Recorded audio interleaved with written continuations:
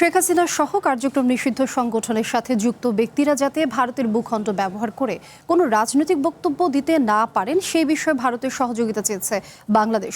বিকেলে ভারতীয় হাই কমিশনারকে এই বার্তা দিয়েছেন প্রধানমন্ত্রীর পররাষ্ট্র বিষয়ক উপদেষ্টা হুমায়ুন কবির। এদিকে দিল্লিতে আগামী ৫ আগস্ট শেখ হাসিনার সম্ভাব্য সংবাদ সম্মেলনের বিষয়ে পররাষ্ট্র প্রতিমন্ত্রী শামা ওবায়দ বলেছেন, এই বিষয়ে ভারতকে তাদের অবস্থান পরিষ্কার করতে হবে। প্রতিমন্ত্রী বলেন, ঢাকা দিল্লি সম্পর্ক উন্নতির দিকে যাচ্ছে, এটি ক্ষতিগ্রস্ত হোক তা বাংলাদেশ চায় না।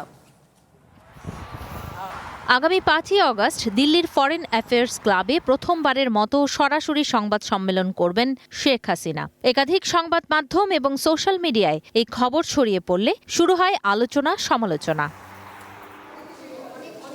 সোমবার বিকালে সমসাময়িক নানা বিষয় নিয়ে সাংবাদিকদের মুখোমুখি পররাষ্ট্র প্রতিমন্ত্রী শামা ওবায়দ বলেন, দিল্লিতে বসে শেখ হাসিনার রাজনৈতিক বক্তব্য দেওয়ার বিষয়ে ভারতকে অবস্থান পরিষ্কার করতে হবে।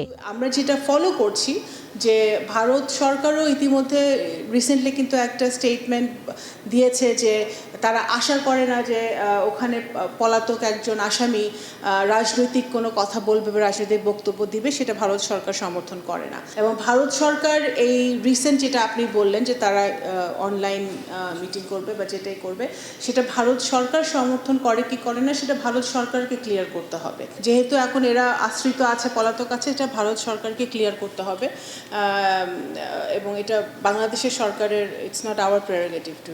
গত সপ্তাহে ভারতের হাই কমিশনারের সাথে হওয়া বৈঠকের কথা উল্লেখ করে প্রতিমন্ত্রী বলেন, ঢাকা দিল্লি সম্পর্ক উন্নতির দিকে যাচ্ছে, কোনো কারণে সেই সম্পর্ক ক্ষতিগ্রস্ত হোক বাংলাদেশের জনগণ তা চায় না।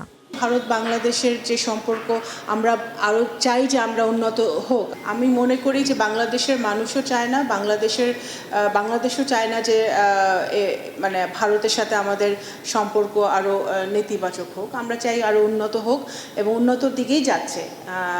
সুতরাং সেটা মাথায় রেখেই ভারত ভবিষ্যতে তাদের কার্যক্রম চালাবে।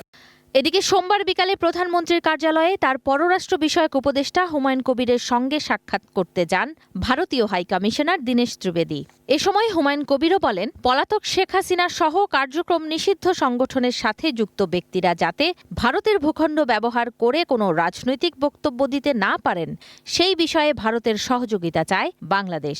এই সময় পারস্পরিক আস্থা ও আলোচনার মাধ্যমে দ্বিপক্ষীয় সব বিষয়ে দীর্ঘমেয়াদী ও টেকসই সমাধান সম্ভব বলেও আশাবাদ ব্যক্ত করে উভয় পক্ষ। ঝুমি রহমান, ওয়ান নিউজ, ঢাকা।